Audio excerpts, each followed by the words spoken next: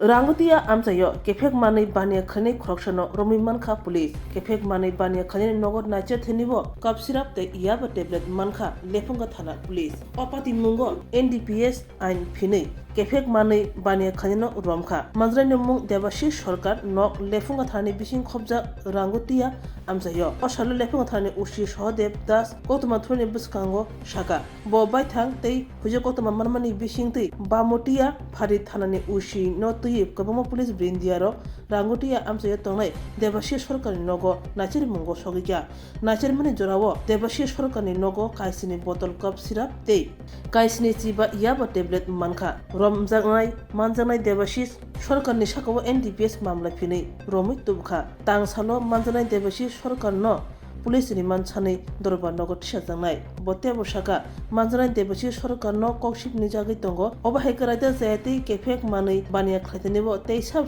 rok kringjak tong bisini joto kokthum kanini bagi joto nangkong mani yapri senai hinai saka police actually আমরা একটা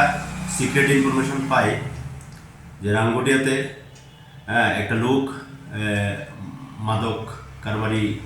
নেশাজাতীয় কারবারির সাথে যুক্ত এই খবর পেয়ে আমরা টিম বানাই এবং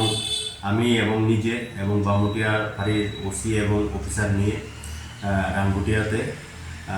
যার বিরুদ্ধে আমাদের কাছে ইনফরমেশন আসে অর্থাৎ তার বাড়িতে আমরা তল্লাশি চালাই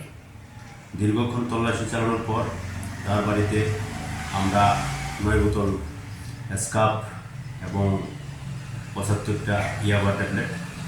পাই তখন আমরা এগুলি NDPS আইন অনুসারে বাজেয়াপ্ত করি এবং আমরা তাকে অ্যারেস্ট করি এবং তার নাম হলো দেবাশিস সরকার